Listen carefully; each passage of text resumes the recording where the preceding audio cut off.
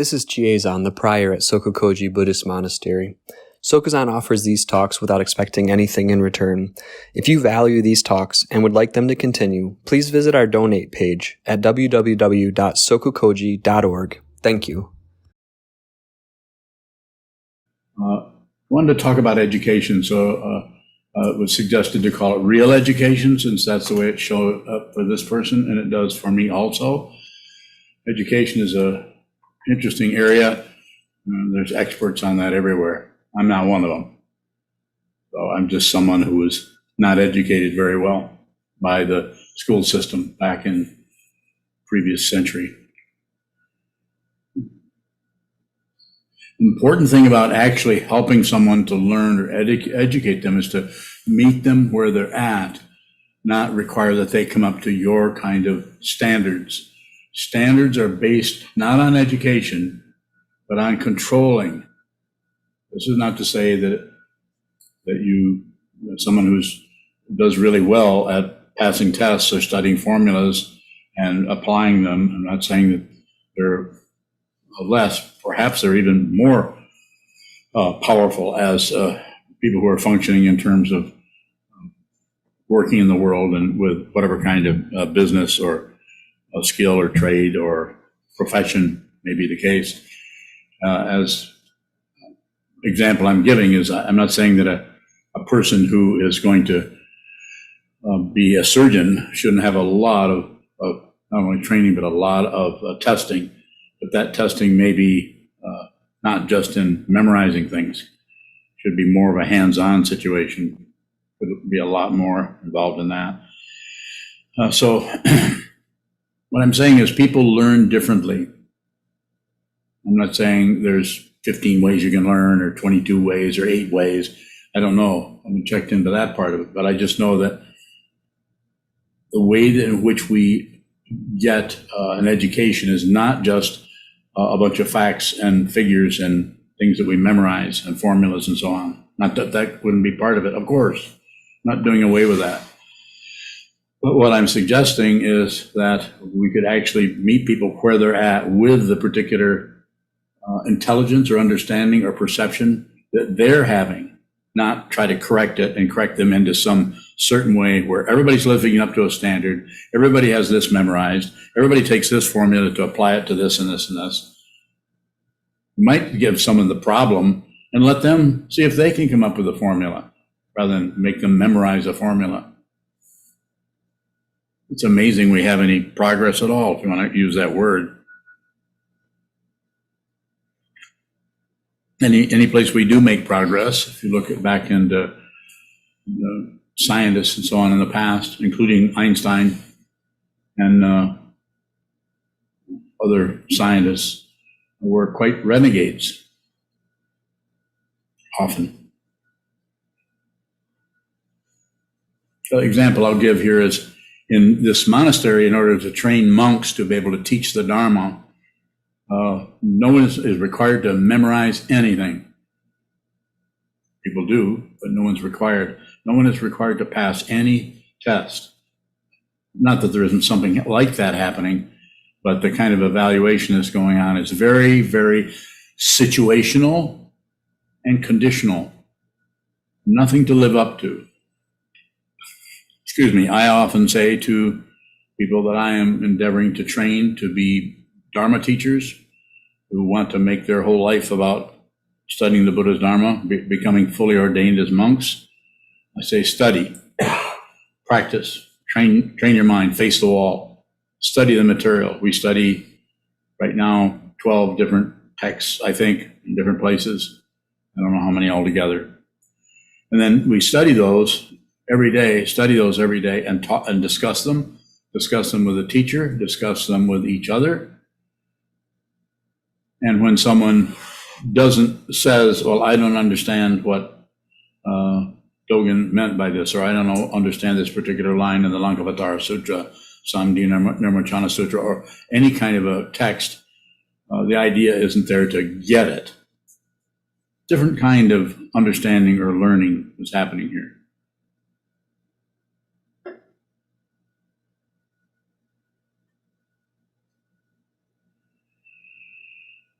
So as I've said, and I'm saying it again, the important thing is to study it, not to learn it in the conventional sense of, oh, you might memorize it, but it might be more important for you personally to just study that over and over and over again, rather than trying to get some kind of a standard of well, now I understand that material. The book that I recommend often to people is a book that I read many years ago called Cutting Through Spiritual Materialism. We've studied that. We've been studying that for, I have been leading a study or involved in a Sangha where that's being studied for about 45 years. We're still studying it because that is not about accumulating information. Different kind of learning. The actual understanding, the actual awareness that you're not understanding that is awareness. It's not the cumulative kind of understanding that can be applied so you can get ahead or build a log cabin or learn how to operate a sawmill.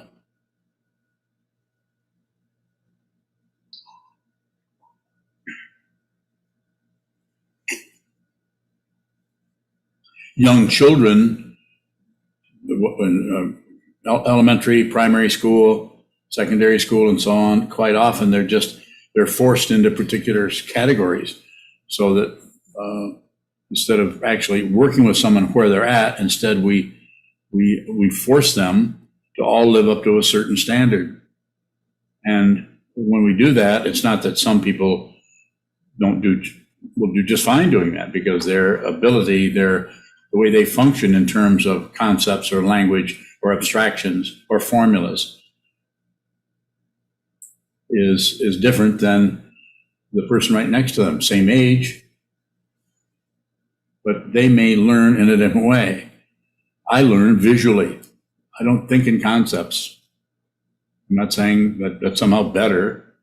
Maybe it's terrible or worse, but I see what I'm thinking about. That's the way I learn, and my memory functions situationally. That's where I'm coming from on this, is I've had to train myself, more or less, other than the help I got from my dharma teachers.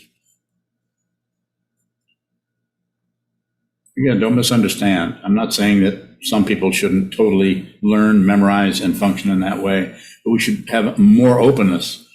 Maria Montessori, early pioneer in childhood education, had some very interesting ideas about actually helping the child where they're at, giving them responsibility for doing things. One of the things that she did. And also the other one that I read way back in the early 60s, when I think it was mid 60s, was by A.S. Neal. I think it was from the UK. Had a revolutionary idea about how to address children. Actually, he's doing what I'm saying, is meet them where they're at. Work with what they want to do. What do they want to do? What really excites them? What gets them interested? They want to just build tree huts? Let them build tree huts. They want to just play army? Let them play army. Instead of coming up with your idea about that. You're always going to have some people that just want to learn math, or they just want to learn, whatever, any other kind of discipline, English, languages, and so on. And this way, you gather everyone, and so everyone can have the opportunity to participate in that, instead of making it some kind of competition, which is not a good idea. Let me say it so you hear me clearly. You should ask questions about this. And if you want to engage in any kind of discussion, I'm here. Competition is not healthy. You talk about healthy competition. What do they call that? A red fish, or blue duck? It's not healthy to do that. It separates people, divides people, and creates a kind of warfare.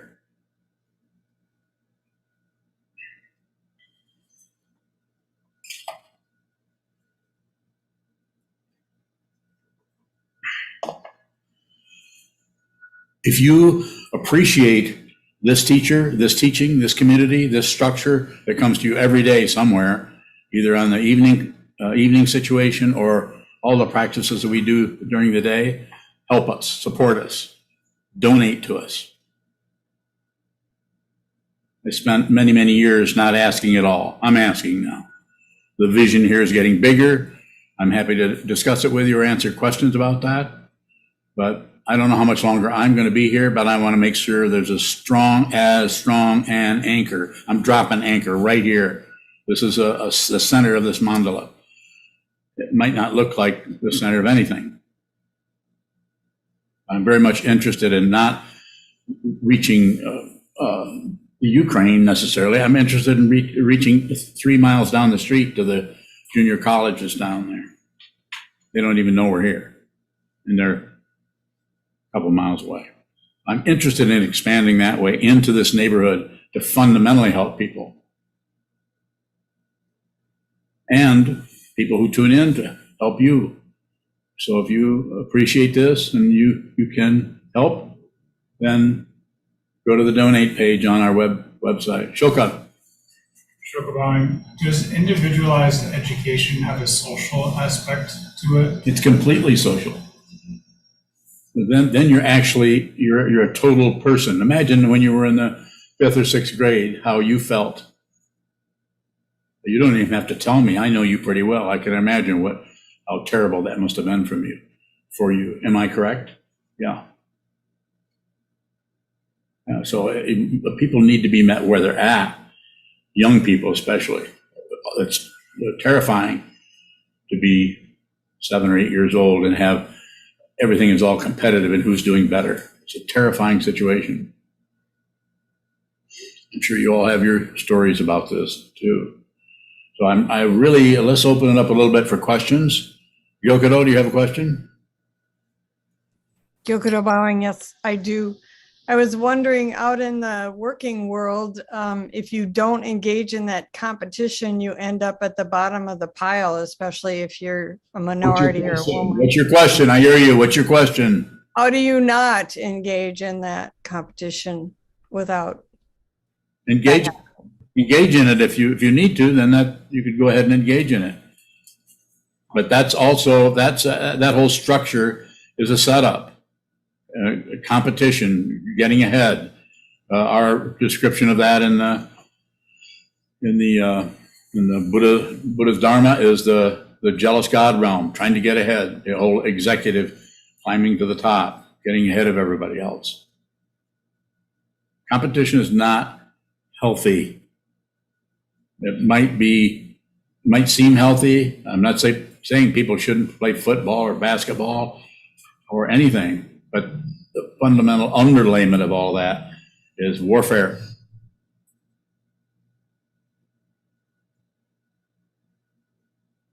Actually teaching people to fight each other.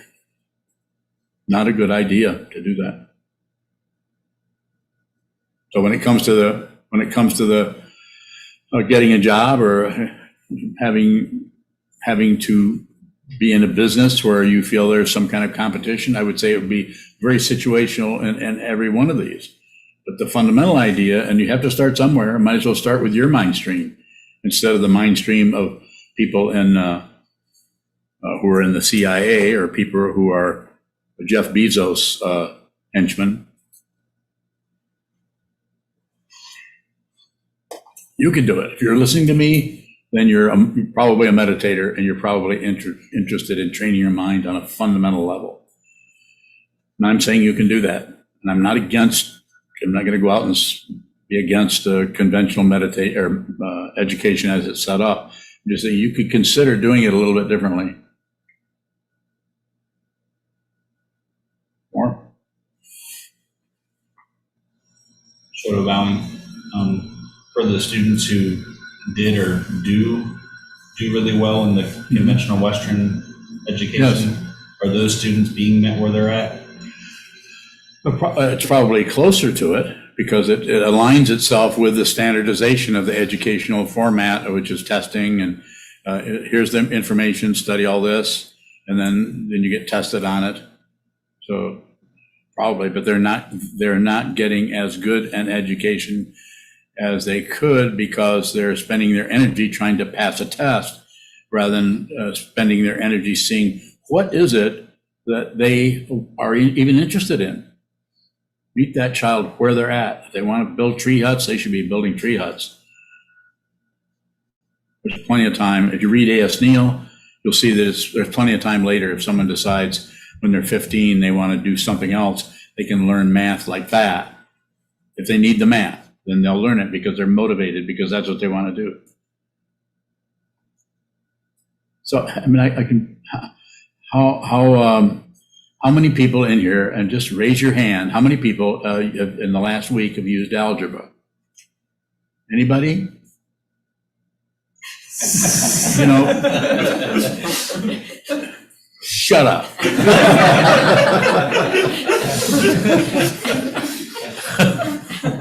God damn it. You've actually used algebra? Maybe. No, you have not. You've used standard arithmetic. Tell me how you've used algebra. As I understand it, like all computer programming functions are algebra, and you take a variable and then you perform operations on it. Say that again in another language. Say it in French. You mean you don't speak French? I'm so disappointed in you. Okay, make an exception. And the thing I would say is that it's situational. If you needed a course, then you would study it. Then you could find a place to study it. I'm not against it. I'm just saying everyone is subjected to that because it's the easiest way to control people. And our government, our whole society is about controlling people. If you haven't noticed, I'm not here to get into some kind of political thing. I'm talking to any of you specifically. Just consider it. Consider your own education. Consider if you were going to teach somebody something that is especially something that's very difficult, how would you do that? First of all, might be good if they're interested in it. What do you say to that? That's why the people here who are monks or live in this monastery, highly motivated to study this material. And this is not easy material.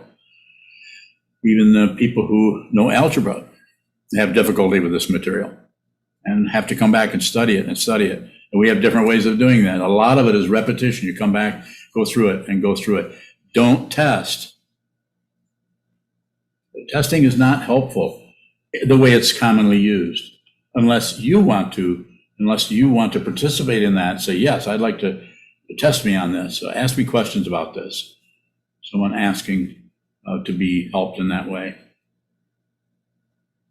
And so the way we train people here, for those of you who have attended monks talks, you'll get an idea. And if you haven't, that might be something interesting, is people study and study and study, and then they're said, okay, now you've been studying this, now go talk about it. Get up in front of people and talk about the Four Noble Truths, the Eightfold Path, the five dharmas, the three own beings, or whatever it may be about traditional Buddhist teaching. Then you go in and you look at the material and then you present it. Good way to learn it. You won't realize what you know because you will not be hindered by what you know. You'll not be prevented. What you know will not prevent you from seeing deeper into the nature of what consciousness actually is, which is what the spiritual path is actually about. Did I mention going to the donate page? Oh, okay, good. I just saw that ask thing down there again. Is Susan here? Yeah, she's here. Check in with Susan. Yes, you have a question. Oh, no. Onabai, how important is it to develop a critical thinking skill? Okay, develop is a word. What do you mean by develop? Give me an example of critical thinking, quickly. Taking some different combinations of data and developing your own perception, opinion, direction from it. Okay. You're studying here. You've been here several years. You're studying the Dharma. Don't you think that's happening in the situation that the way we're studying here? But there's no requirement to do it. And if you're a monk, then you're going to have some requirements, but there's no requirement to be a monk. You can live here without being a monk. So I think it needs to be situational rather than some kind of class in critical thinking. So that way each person works with that on their own. When I talk to people individually, people use that in some ways. In some ways, they're not using that at all. What I would call critical thinking.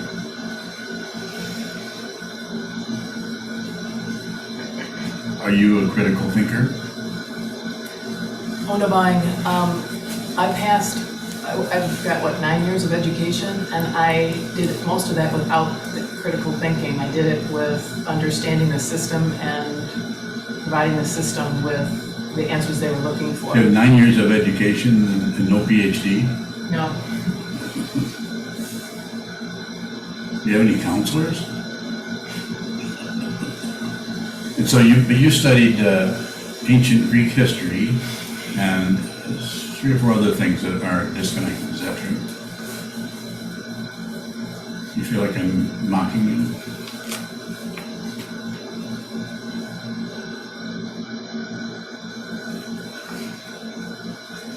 So perhaps there might be a situation where that would be an actual thing you should study or work with, possibly.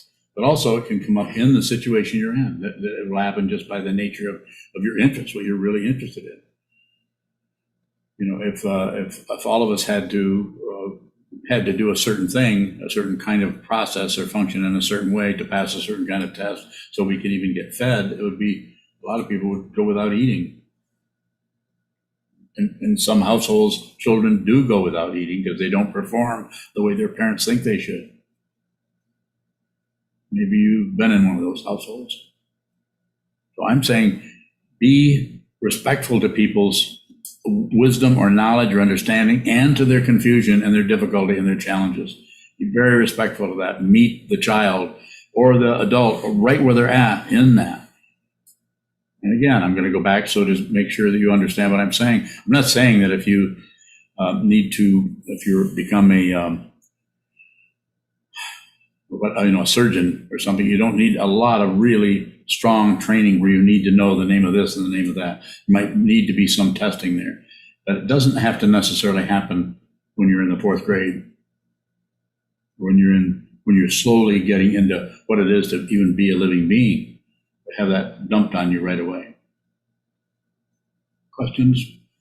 Untitled, with the most recent student that I was tutoring in math, I had the intention to meet her where she was. Yes. But I noticed a lot of self-consciousness and fear around not being helpful or not knowing the answers. You felt fearful? Yes. Because you didn't know the answers? That was part of it, yes. Okay, say more. And there was a lot of pressure from her mom to make sure she was performing at a high level.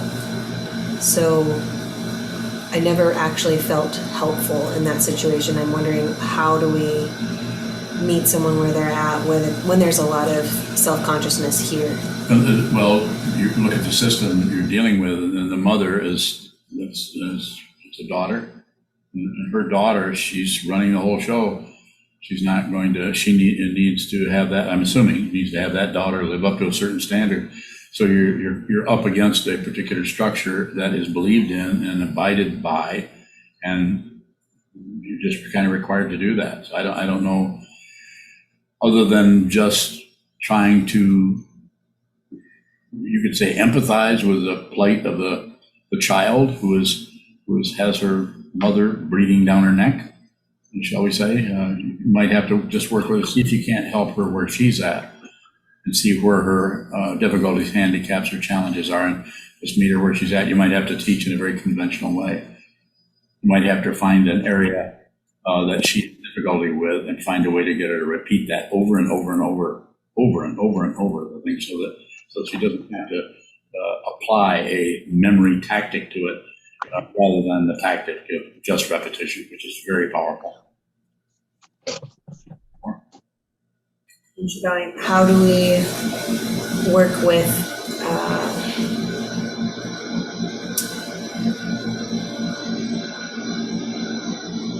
don't know exactly how to characterize it. I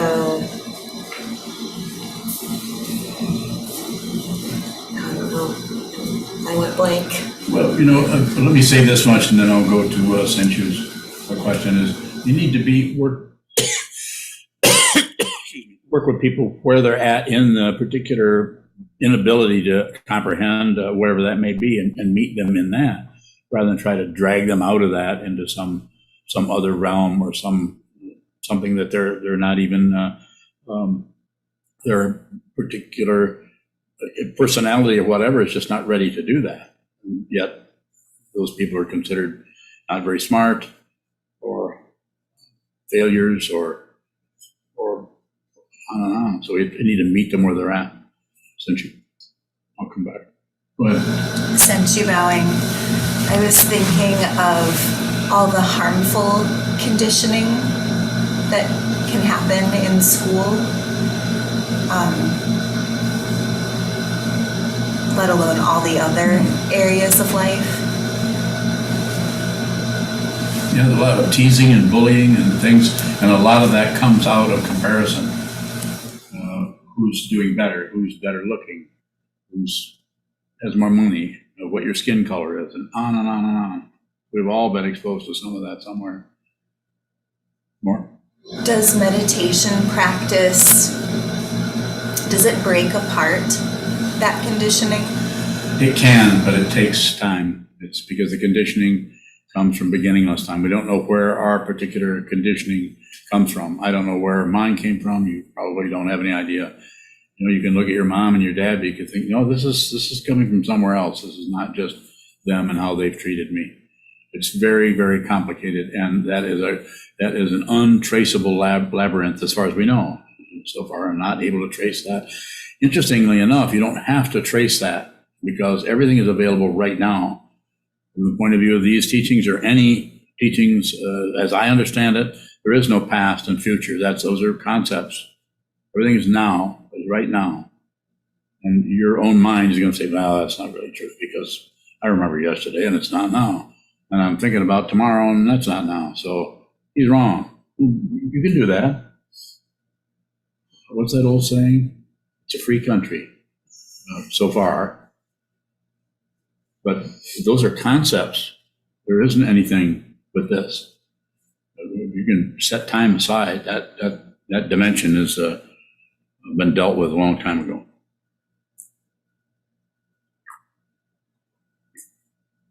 More? Go ahead. Future bowing, how do we work with the fear of not being helpful or not being able to meet someone where they're at? Well, you have the fear, and you function as a tutor, a mentor in mathematics, right? Is that what you're saying? So, what is the difficulty there? Is it just that particular person, or several people, or every person that comes along? Have you identified that? Future bowing, it's shown up most of the time that I've tutored, just feeling inadequate, and it feels like that gets in the way. Like I'm constantly just looking at myself, and it feels like it gets in the way of helping. So, do you think anything along that line is conditioned? Is your conditioning the way you were trained? Probably. It could be a little bit of that. So you could go back and look at the whole thing all over again for yourself. You come up with a formula for training people. You look at the issue as how can I fundamentally take this, whatever learning a particular equation or whatever the dynamic is, how can I fundamentally help someone with this? And that way, probably some of the inadequacy or fear comes from trying to apply somebody else's formula. I'm not saying that can be done. You can apply someone else's formula, but it's good to have some kind of idea of how that even came about and what it actually is, how it's actually working. So that's part of it. Plus, you get a therapist. You got several of them. I'm kidding, but sitting practice of meditation, like I think Cindy was asking about, I think does help us because sitting practice of meditation helps us. Hesitate to use this word, but I think I need to. It helps us stabilize the consciousness, so the consciousness isn't always grasping at this and rejecting that, and constantly looking for some kind of a gaining idea, getting ahead of the game. This is not helpful. As I said, competition is not healthy. But your interest, or an 8-year-old's interest in trucks or in helicopters, is very, very powerful magnet for educating a child. And when I say educating, getting them to actually use their own acumen, their own insight about that, include them in it. Include. That can be done. Beyond Valley, when and how, if any, how do we and when can we talk to our children about this system that they're in that they can't really see until much later? Yeah, you could start right now if you feel like you connect with a little bit with what I'm saying, or maybe something that you might see there that I'm not even seeing. But it's a terrible, terrible system, and the motivation there is to control people, because if you can test people, you can control them. And if you have a certain do this, do that, what is it they call the SAT test? If you do well in those, then you're in. I just one of my grandsons just got into University of Michigan, full scholarship, because he's really smart in the sense that he has an amazing memory, and also he's able to take any kind of formula and memorize it and apply it. Something that I'm astonished at. I spent about maybe not a half an hour, maybe 20 minutes. He was explaining to me, what was he explaining to me? I asked him a question about, didn't I share that with somebody? What did I tell you what it was? Anyway, I think he was just delighted to be able to explain these complicated things. And I didn't just let him go. I asked him about what he was saying. I asked him, can you elaborate further on that? And it was about, what was that? It shows you, huh? It was, you're right. I said, explain calculus to me. I said, I have no idea what it is. So sometimes people say, explain it to me as if I didn't know. Well, I don't know what it is. So go ahead. Yeah, it was about 20 minutes. And I interacted with him a little bit, but I think he was quite surprised that his grandfather was interested in what he was doing. But that's not so much the point, is that meeting people where they're at, even people who are, especially people who aren't able to take that kind of a system and master that right away, or catch on to that right away. It takes a lot of time. I'm very slow at learning, and that was very difficult. I barely graduated from high school because I'm so very slow. But Divine, what difference would it have made if you were in a system like you're envisioning? Do you think it would have made for you? Because it seems like the difficulty that you experienced learning actually propelled you to sit in front of that picture of Savat Devi for months. I had to train myself because I was not getting the training that I was asking for. So yeah, the downside is you're not getting it, but the upside, if you do have some kind of a modicum of intelligence, then you might go that direction, which I did, was to look at it for myself, find out a way to look at it for myself. And so that's where the opening the I-Mind training comes from, 60 years ago, of being in the dilemma of being in art school and not having any idea why Cezanne, Matisse, Picasso, or all of those various other artists why those paintings were better than, say, something that I would do or anyone on the street would do. It took quite a bit of time. What function does relative knowledge serve on the path? Just that, it's relative. So we use it when it's necessary. We need it, as it says in the little story in the Zen tradition is before awakening or before enlightenment, chop wood, carry water. After enlightenment, chop wood, carry water. So it's you're working in both of those areas. You're working with realizing your true nature through your consciousness, through your awareness, and also working in a very mundane way with feeding yourself, making a living, doing algebra, and generating whatever you can do to make a living, basically. But maybe that's not your question. I guess I'm curious, it feels like the education system is focused on like a career orientation. So I'm wondering how someone just making their way through life should relate to learning. Like, is there a goal orientation? Like, how do you relate to relative knowledge with awareness to figure out what it is you want to do? Well, the way the system is set up, it's very difficult to do that because there's just one way. It's like you walk out of here. If you're not doing too well here, if you're not actually being educated by people, but you're just treated as here's the test, pass the test, don't pass and fail, pass and fail. If you're treated like that, then a person can't even ask for help. I remember asking for help and being scolded because the teacher even said, well, didn't I just explain that to all of you? And they all said, yeah. And they said, so where were you? Well, I was right there, but I'm slow. And so that was intimidating to me, but I think it was in the 10th grade. It was in a math class. And I just shut up. That doesn't mean that isn't happening to a lot of other people. So what option do they have? Walk out of there and walk right downtown here. There's a storefront where you can join the Marines. So there's the kind of option you have. There's no real option for going lots of different directions. There is some, but you have to search them out. And it would be good if a person was doing something they like. They might find out when they're 8 years old, they're a woodworker. They don't have to go and as you've done and get the kind of education you have. Just a different kind of setup altogether where the society is actually supporting someone going in a direction that is really interesting to them.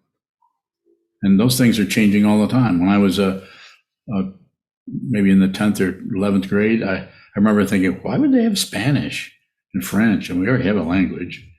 I remember that was what I was thinking about. And now I'm fascinated by language. I just don't have the memory to remember what I studied. But I'm studying it anyway because it's about the intention. It's not about goal orientation. Is a total misunderstanding. And I'm willing to fight with any of you about it. Yes. What are we covering up or missing by classifying our students and our teachers and our schools and our systems? You're covering up, to address your question the way you've asked it, is you're securing yourself so you feel safer. Because if you have the categories, then you can relate to the categories. Abstractions or concepts are not what they're abstracted from or conceptualized about. You can't conceptualize your life. You can a little bit. You might need to do it somewhat. You need to know there's a concept between this and that, between a butter knife and a butcher knife. They're knives, but they're different ones. So we need some differentiation there, but sometimes we overdo it to try to get control.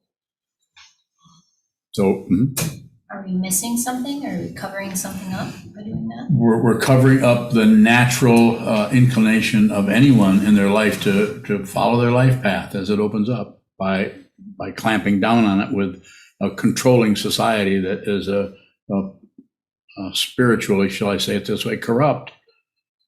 It's about competition, and it's about getting ahead of people, and it's about if you can find a way to scratch your way up past other people, you don't care what happens to them. I'm not saying there isn't some consideration for others. I'm not saying everyone's like that, but quite a bit of the system is built on lack of understanding or appreciation for people who are don't live up to a certain kind of ideal or standard of intelligence. What is the importance of following a life path, having that opportunity? Less frustration, less stress, less warfare, more of the 3 C's, what I call communication, cooperation, collaboration. What I say about the first one is communication. Listen to what people are saying. And sometimes you might have to ask some questions to get them to express more of what's happening so you can listen some more. and not necessarily make any comment. So those cover-ups have to do with more about a vulnerability that we may have about losing control.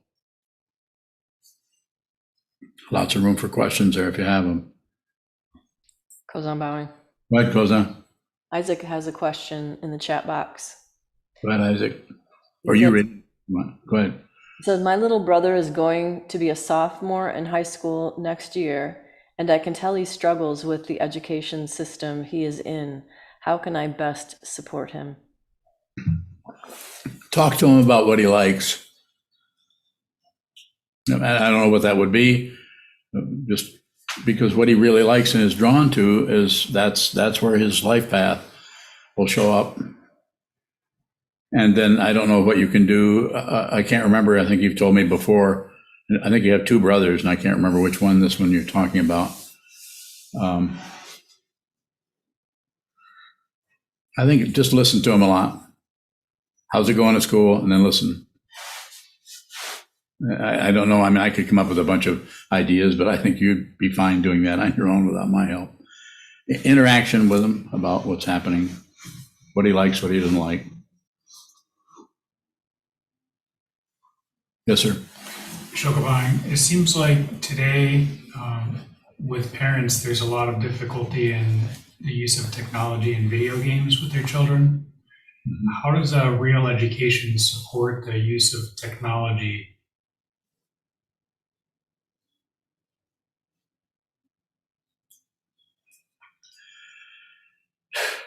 I don't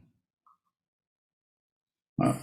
People who are born into it and start using it very young, even if they don't have a natural facility with it necessarily, seem to do pretty well. But the people who have to catch up with it later on, when it's way past, when it's been developed in the last 15, 20 years for someone as old as I am, it's difficult to work with that. That being said, that doesn't mean there aren't people that are my age that are extremely good with working with technology.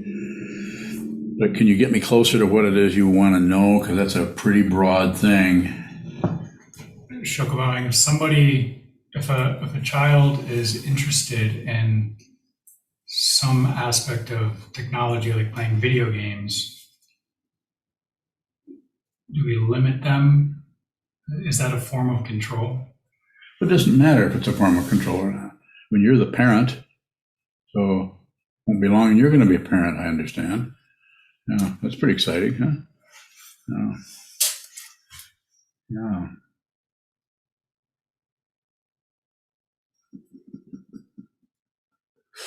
You don't know what you got yourself into.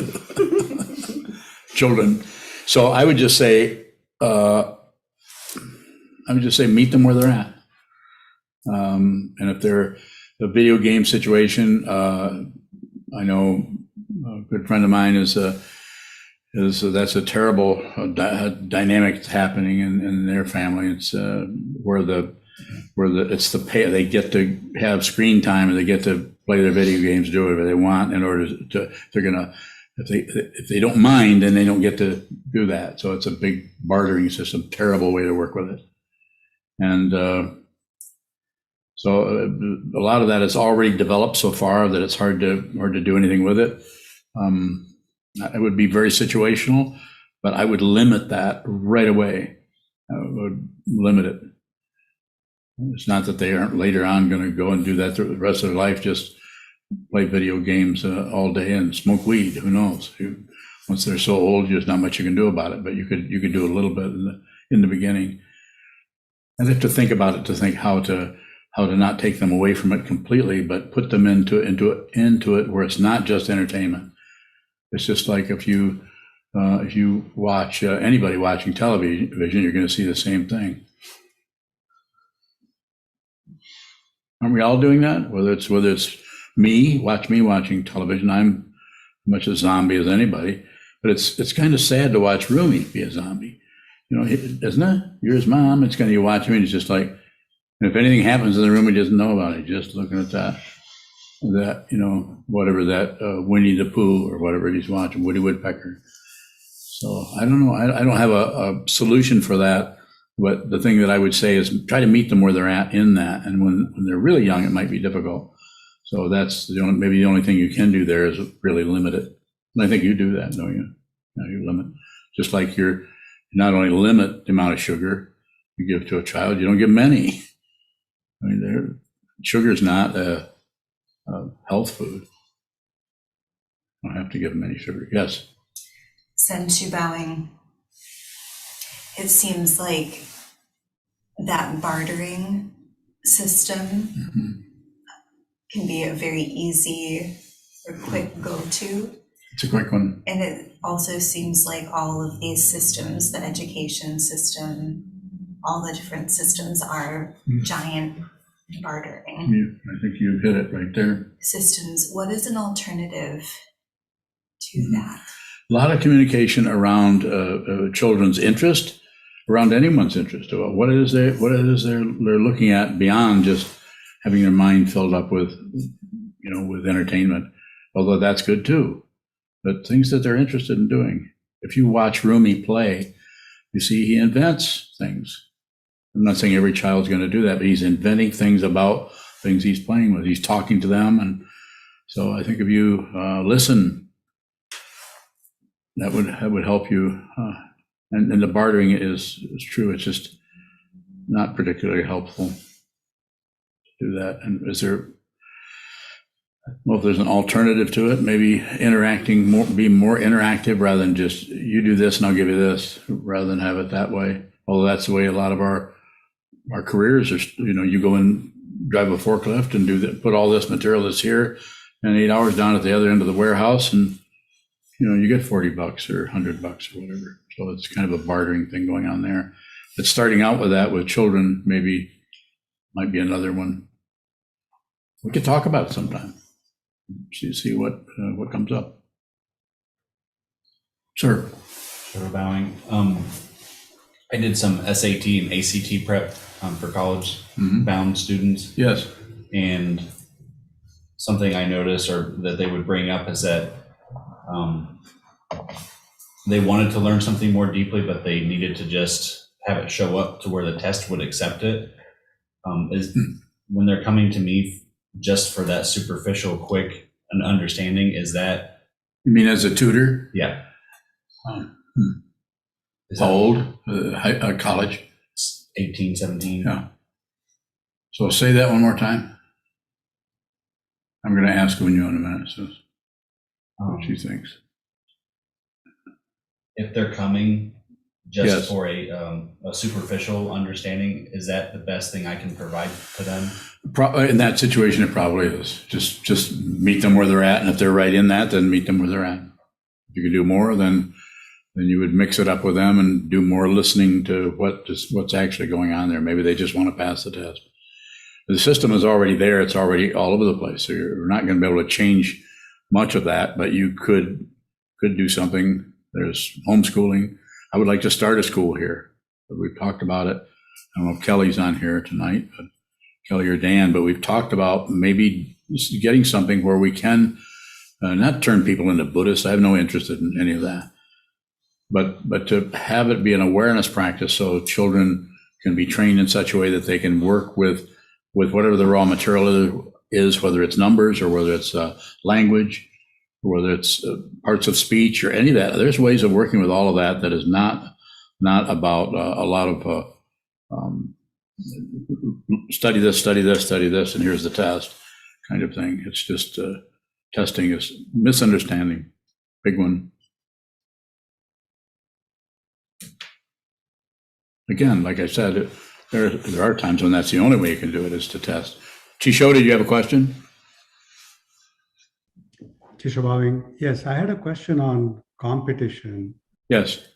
If the very basis for realization is the human's realm, and human realm is here because of surviving or winning intense competition with other species. Yes.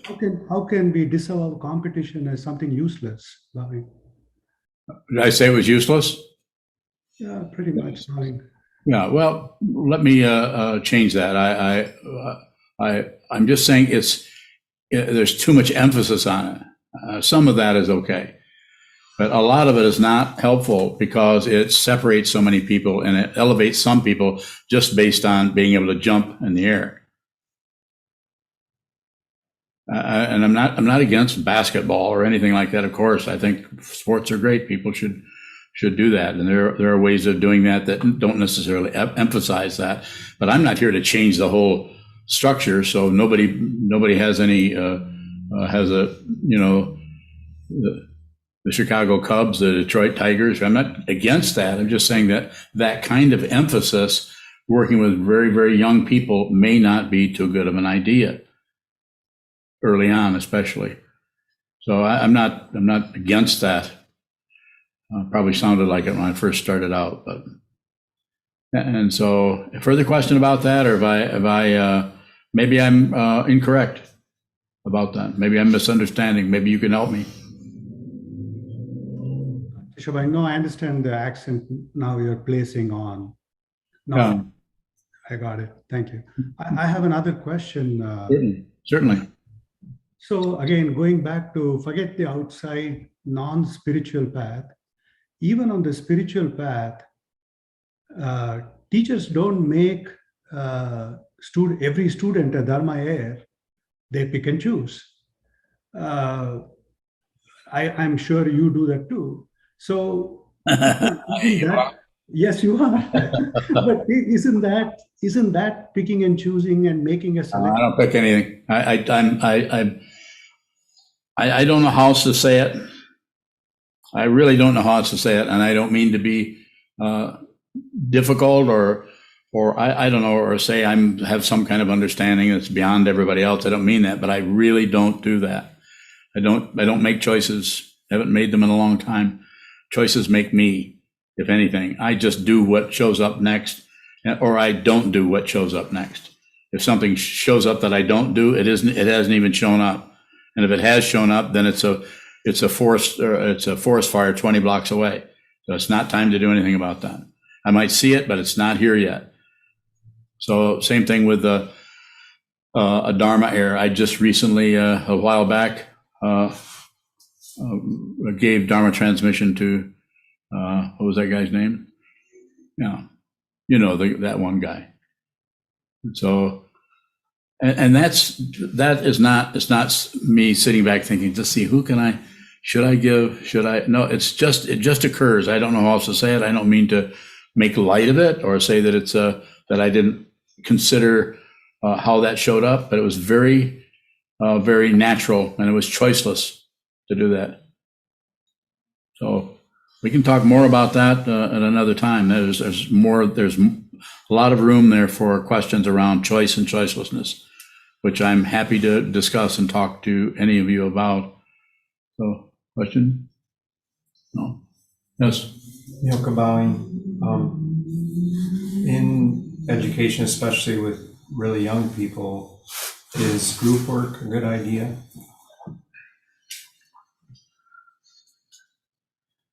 I think so. Working with several people all around a particular topic or subject. I think so. That's what we do here in our study groups, where we sit down and talk about this material together and include people. So, you may say one more thing. You could not tell by coming into a group here, if you came off the street and walked in here and sat down with a group of people studying the Dharma who have been students for a while, you could not tell, other than even the facilitator will not function as a teacher. They don't function that way. That's because they're instructed how to actually meet people where they're at, allow people to come in and study the material together. So this way, someone who's never been here before could come in and sit down and not really be able to tell who was new there and who wasn't, other than maybe people wearing black or robes might be able to tell. More? Yeah, I was just thinking, relating to it as a kid, teachers telling kids to keep their eyes on their own paper and do your own work and all that stuff. Yeah. It just seems like it. Yeah, you're talking my language. That's not allowing people to help other people. That's what you're going. Yes, I'm totally for that. This whole cover up your paper or don't copy and all of that. This is just baloney. not helping anybody. It's what it's doing. It's setting up a standard where if I'm not saying that somebody might not want to show anybody their paper, that's up to them, but to help somebody out. But again, I'm talking about something where you don't test people. That doesn't mean you don't evaluate the person to find out if they're going to be able to have some kind of participation happening there. So very much people helping each other is very important. Setting up standards where everybody is against each other. It would be very good if the people who, in some places this is done, where the people who are extremely good at certain, whatever is being studied, English or parts of speech or mathematics, arithmetic or something like that, where you couldn't help someone else.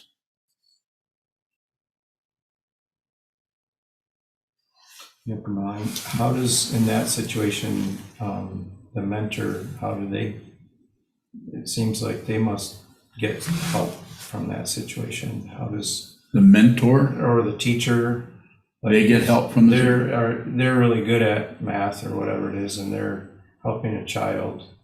What are you asking? I'm asking? looking at what is the collaboration that goes on that helps that situation. Most important thing a teacher can do is encourage someone. Encourage them.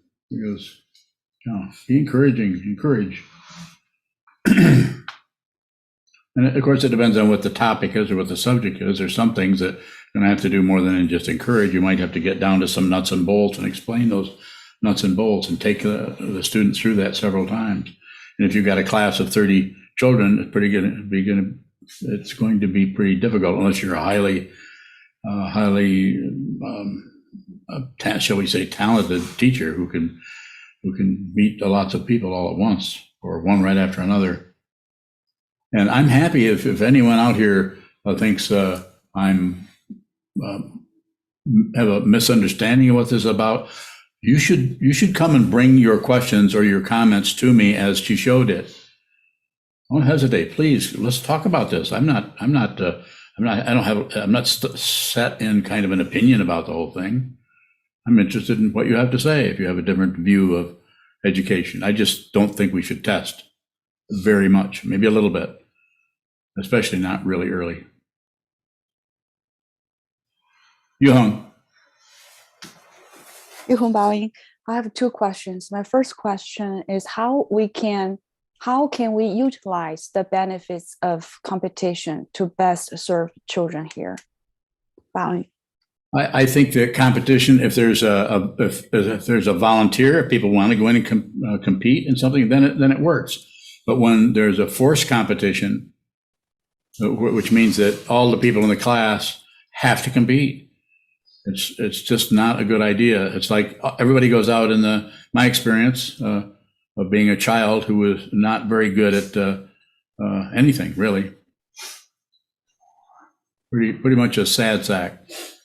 And I would go out and they would play kick soccer or softball or something like that. And I would be the last one to be chosen on a team because I can't catch. Or at least I couldn't then, probably still can't, but it wasn't particularly coordinated or skilled at that. But I would have liked to have done something else other than that. And what would I have liked to have done? Draw pictures. That's what I did. But when I would draw pictures, I would get punished because I should be doing something else.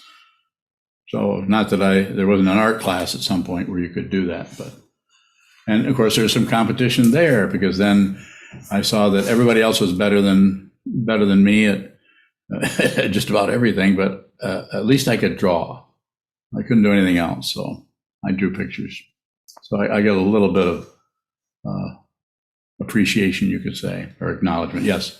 Sokuzan, with the example of drawing and art, how would you encourage somebody to go into that if that's something that you don't necessarily understand yourself? Well, how did I do it with you? Told me to do it. I told you to do it. I said, draw that. And you said, I can't draw, or all I can draw is circles and boxes. And did I prove you wrong? Yes. Huh? Yeah, you can draw.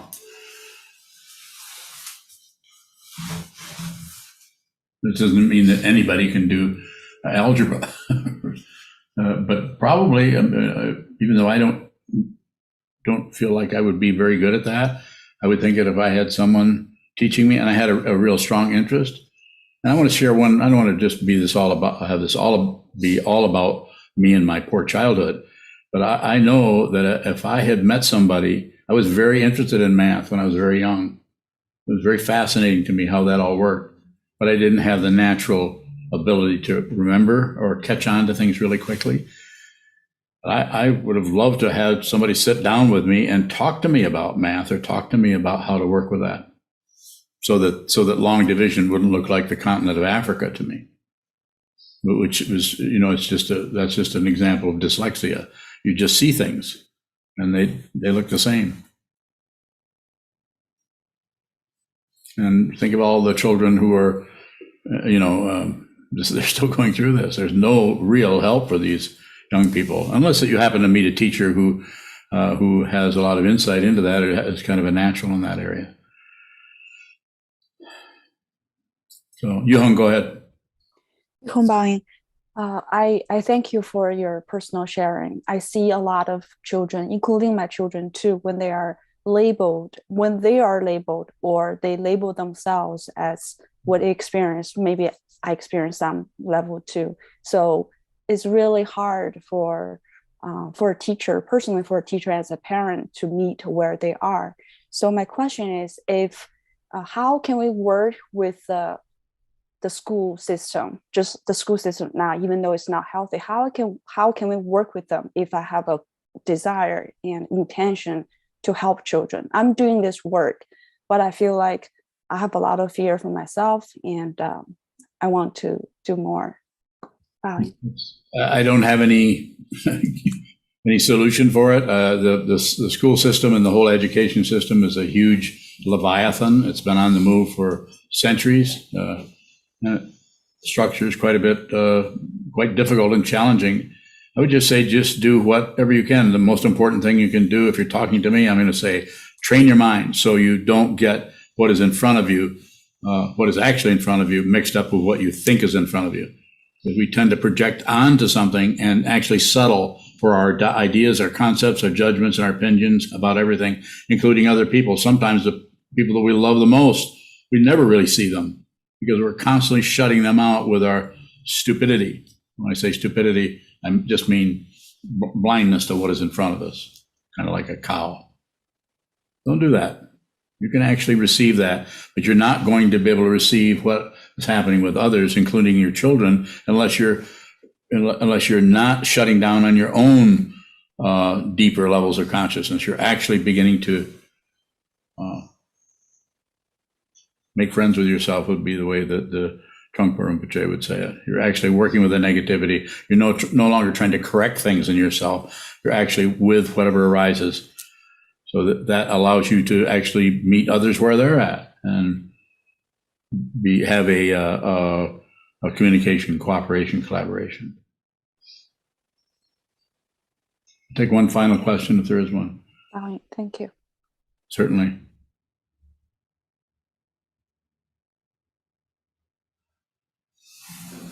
Go ahead. Shadow bowing.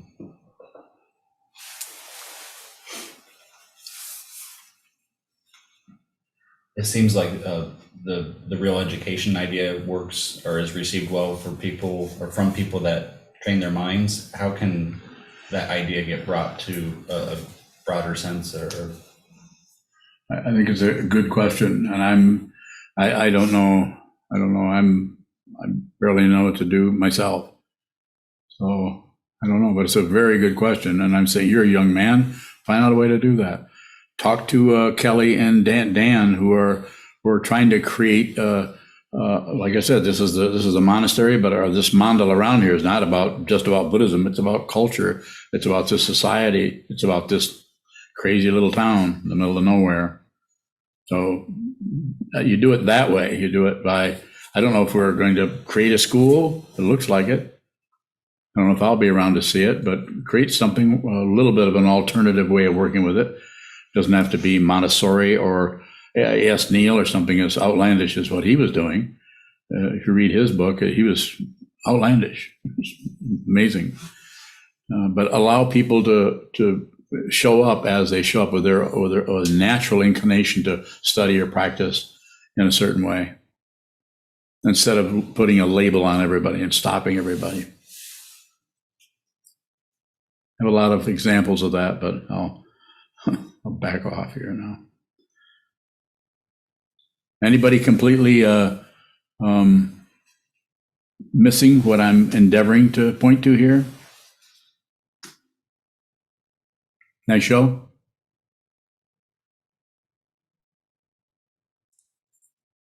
Nice line. Did you have a question for me?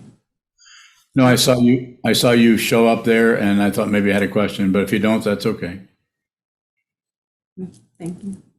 Thank you. Okay, I guess we can close then. Thank you, and Yuhung, also thank you for suggesting I give this talk. So I probably wouldn't have done it if you hadn't asked for it, so thank you.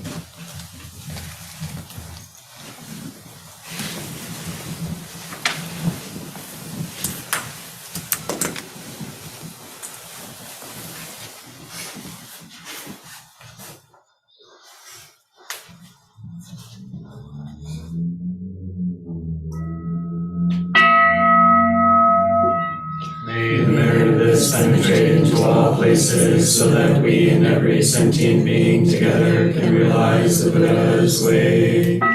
Jino san shi shi fu shi son mu sa moko sa moko ja. The 10 directions, the 3 times, all Buddhas, all venerable ones, Bodhisattvas, Mahasattvas, the great Prajna Paramita.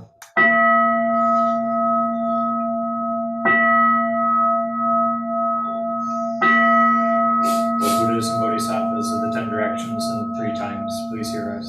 Please come down out of the light and protect SokukoJi Buddhist Temple Monastery, our Sangha, families, friends, and visitors. Heal everyone who is unhappy, sick, or suffering, and fill them with light.